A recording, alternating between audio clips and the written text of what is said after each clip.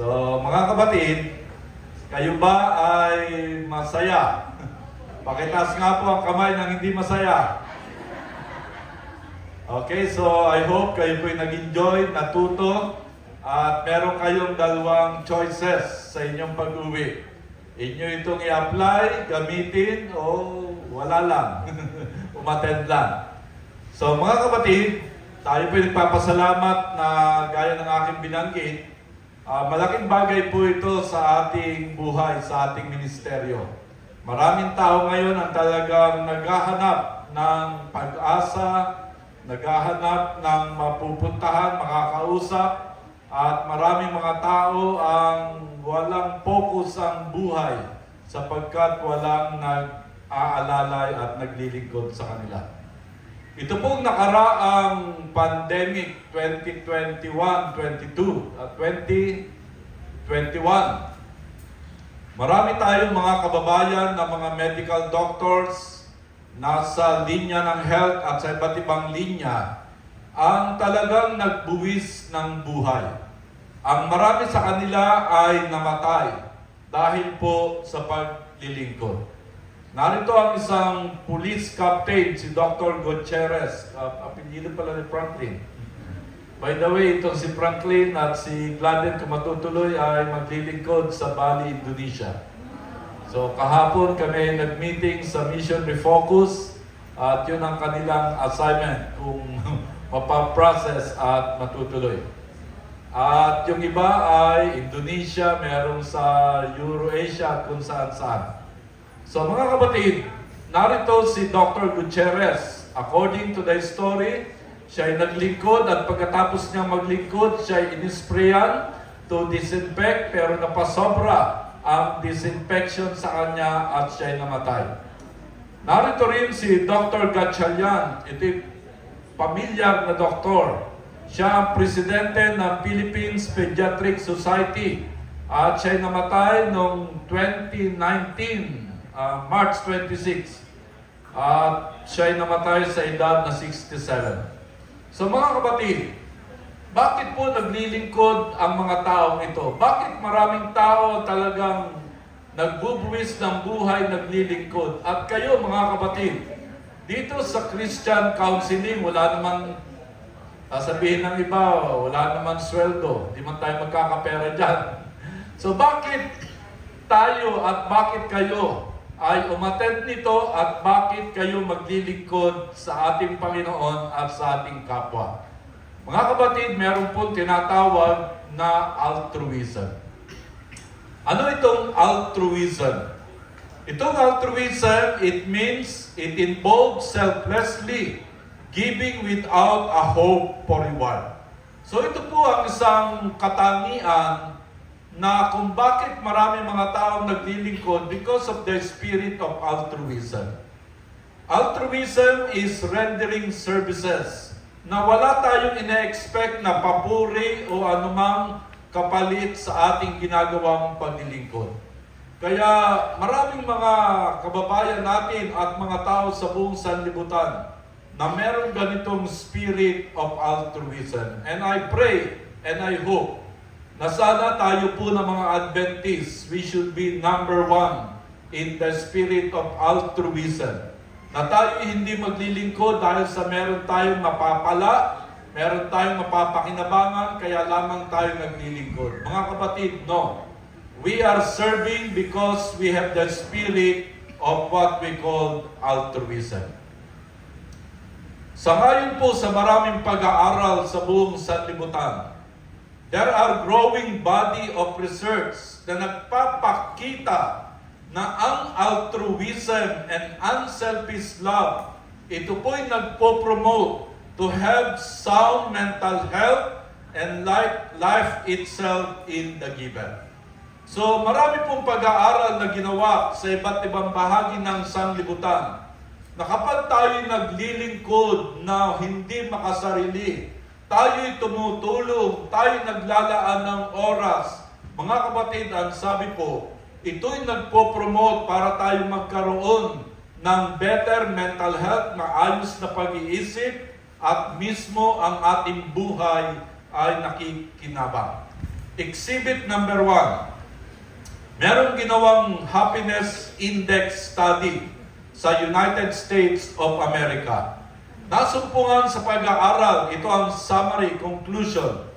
Altruistic behavior increases more than the lifespan of those who practice the principle of giving while living. It increases the likelihood that they will be happier throughout their lives as well. So ito ang conclusion ng pag-aaral na ginawa sa Amerika, na nasumpungan na yung mga taong matulungin, mapagbigay at naglilingkod.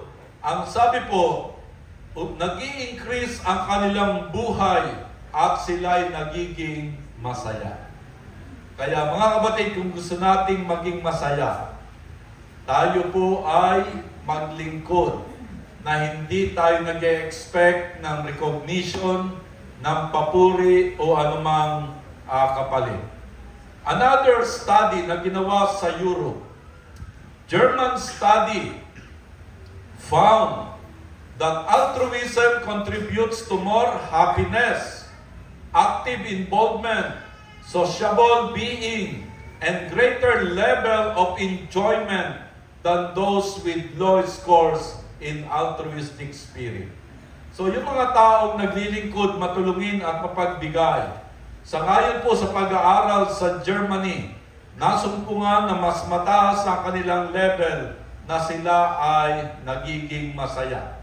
At kami po ay nagkaroon ng karapatan na pumunta sa Europe, sa Germany. Maraming mga matatanda na, pero malalakas pa, masasaya sila. Bakit? Kasi nandun yung kanilang spirit of service. Sila ay nagbo-volunteer sa mga service store, sa mga service establishment. Kaya sa ngayon po sa pag-aaral sa Germany, hahaba ang ating buhay, magiging masaya tayo, magkakaroon ng contentment kapag tayo po ay mayroong spirit of altruism. Another study, nag-aral ang University of Massachusetts Medical School. Ang kanilang kinuha ay mga Presbyterian church members. Gaano kadami? 2,000 Presbyterian church members ang kanilang pinag-aralan. At mga kapatid, according to the study, nasumpungan that providing help to others was a more important predictor of better mental health than receiving help. So ito po yung ilang mga pag-aaral na talagang scientific research na ginawa sa Amerika, sa Germany, sa iba't ibang bahagi, na nasumpungan na kapag tayo nagbibigay ng tulong, kapag tayo naglilingkod, mga kapatid, humahaba ang ating buhay, tayo nagiging masaya, nagkakaroon tayo ng spirit of contentment. Kaya mga kapatid, modesty aside, I praise the Lord. So, I have the spirit of service. Kaya awa ng Diyos, pumunta kayo sa MAMC. Ako'y walang bill ng medical. Hindi pa po ako na-co-combine, dental lang. Mga dental, kay Dr. Andaya, kung saan-saan. Pero yung ako'y na-hospital, na-combine, at ako po'y walang bill. Hindi lugi sa akin ang conference. Walang awa ng Diyos, una yung Panginoon. Kaya alam naman nyo, medyo may ka-social work kami, talagang we render service in God's name. At mga kapatid, God is so good. Kapag tayo naglilingkod, hindi man tayo naglilingkod na tayo nag-expect ng kapalit, pero ang Diyos ay hindi natutulog. Mga kapatid, God will reward us. Hindi man financially, hindi man materially, yung mahaba ang ating buhay. Yung tayo walang sakit, yung tayo maligaya, yan po'y malaking pagpapala na yan. Pero alam nyo, meron kaming naging kaibigan na doktor, anesthesiologist, tapos yung asawa ay nurse. Alam nyo, nung aming 25th wedding anniversary, binigyan kami ng free ticket tour sa Europe, 10 countries. Yung airfare, yung hotel, pocket money, libre. Kaya mga kapatid, maraming blessings if we render our unselfish service. Ngayon, kahit saan kami pumunta, sa US, Canada, sa iba't ibang bahagi ng ating mundo, mga kapatid, nandun yung friendship, nandun yung mga paglilingkod na binibigay because of our unselfish services. So mga kapatid, at bumalik. Okay, ikaw ulit. So, mga kapatid, according to Acts chapter 20 verse 35, it is more blessed to give than to receive. Ang sabi ni Dr. Luke, ang sumulat ng aklat ng mga gawa, mas mapalad ang nagbibigay kaysa tumatanggap. So, okay din naman tumanggap. Masarap ding tumanggap. So, pero binanggit ni Dr. Luke na mas mapalad ang nagbibigay kaysa tumatanggap. Sa Biblia ay may dalawang dagat, sea. The Sea of Galilee at Dead Sea. Alam niyo ang pagkakaiba nitong dalawang dagat, sea? Ang Dead Sea, it is a body of water, tumatanggap ng tubig pero walang outlet. Walang nilalabasang tubig. Kaya ang tubig doon, madilim, walang living creatures na nabubuhay. Ano ang nangyayari? Tumatanggap ng tubig, walang outlet. Pero ang Sea of Galilee, tumatanggap ng tubig, pero marami siyang outlet, nagsusupply sa mga villages, at ang tubig ay malinaw, walang amoy, at maraming living creatures na nabubuhay. Kaya mga kapatid, tama ang sabi ng Biblia, it is more blessed to give than to receive. At ang sabi ng isang writer, tayo na mga tao ay nilalang. We are engineered for what? For love rather than merely existing as biological survival machines. Without love, our bodies fail to thrive. Kaya love is the greatest thing dito sa libutan. Kapag tayo marunong magmahal, kapag tayo marunong tumulong, mga kapatid, ang buhay natin ay hahaba, magiging masaya tayo. At ang sabi ni Albert Einstein, try not to become a man of success, but rather try to become a man of value. Anong ibig sabihin nito? Hindi como tayo ay mga professionals. Kayo ay mga teacher, nurse, doctor, or business professionals. Mga kapatid, the more na sana po tayo'y pinagpala, the more na tayo'y mataas ang kalalagayan, tayo may mga kaalaman, the more na sana tayo'y maging mabait, matulungin, at maging mapagpakumbaba. Amen? So nakakalungkot na merong mga umangat sa buhay, pero hindi na marunong lumingon sa pinanggalingan kasi baka may stiff neck. So mga kapatid, tayo pinagpapasalamat na dito sa ating conference, marami tayong mga anak na mga manggagawa, marami tayong mga kapatid na talagang sila'y mayaman, katulad ng mga, to mention some, katulad ng mga Bathan, o si Julian. Ako'y naging pastor sa Lipa, 2 years talaga, nangungupo sa akin, talagang mapagbigay. Hindi ka bababa ng bahay, pag may dala kang sulat na walang laman, yung sobre, pinakamahina, 5,000, 15,000. So tayo nagpapasalamat na meron tayong mga kapatid. At yung mga anak ng ating mga worker na nasa Amerika ay very generous. Kami nakakapunta sa mga anak ng ating workers, very receptive at very accommodative at talagang mapagbigay. Hindi ka lalabas ng bahay na wala kang bagong long sleeve, pabango, t-shirt, at paglabas mo, kukunin yung checkbook, at pastor, ano bang proyekto ng South Central? So susulat na yan. $500, 1,000, 5,000. So mga kapatid, sana po, kung tayo'y pinagpala ng Diyos, binigyan tayo ng posisyon, binigyan tayo ng karunungan, sana tayo po'y maging man of value. At ang sabi ni Dr. Dean Ornish, ang sabi niya, anything that promotes feeling of love and intimacy is healing.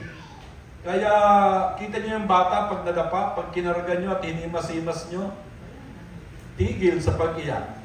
Ganon din ang tao, mga kapatid. We are social being.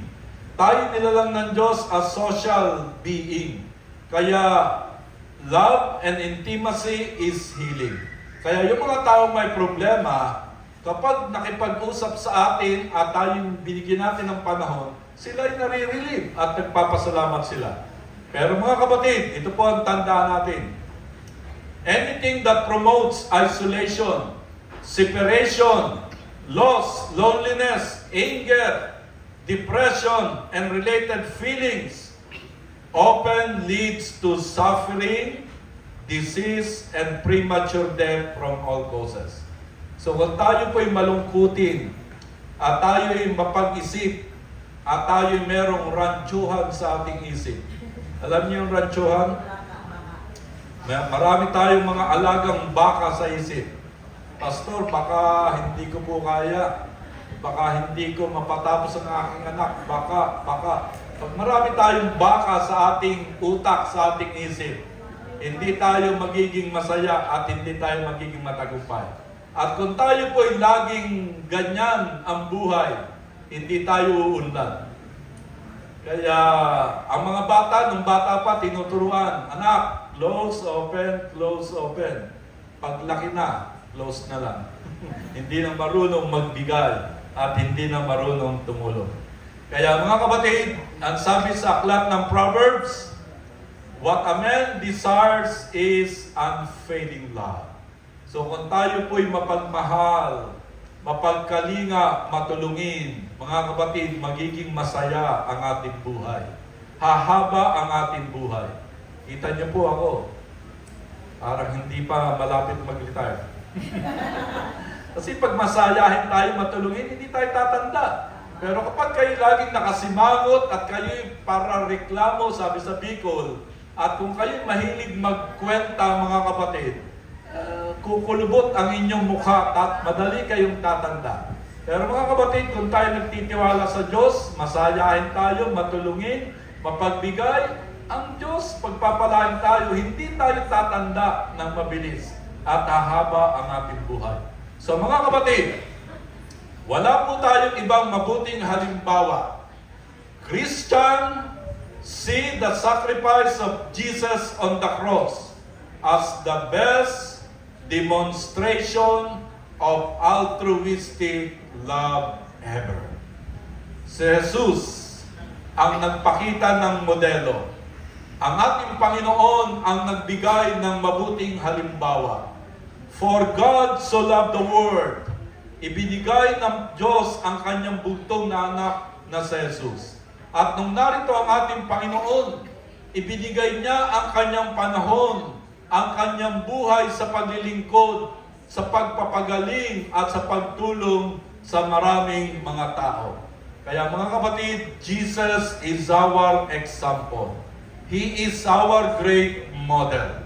At ang sabi sa Bible, dapat nating sundan ang lakad ng ating Panginoon. Kaya mga kapatid, ang paalala sa atin, 1 John 4:8, whoever does not love does not know God, because God is love. Mga kapatid, mahal tayo ng ating Panginoon. Tayo po'y kanyang pinagpala. Tayo'y kanyang tinawagan. Naka-attend kayo ng ganitong pagsasanay. Kaya sana mga kapatid, we are praying and we are hoping na ang bawat isa sa inyo ay magiging agent of change. Magiging agent ng pagdadala ng pabalita ng pag-asa at higit sa lahat ng kaligtasan sa maraming mga tao. At kung bumalik ang ating Panginoon, nawa masabi natin, Panginoon, narito ang aming buong pamilya, narito ang lahat ng aming pinagpagalan, nagagala kami sa iyong pagliligtas. Mga kapatid, let us love God. and let us love ourselves and our neighbor because ang hindi marunong umibig ay hindi nakakakilala sa ating Panginoon. Pagpalain kayo ng ating Panginoon.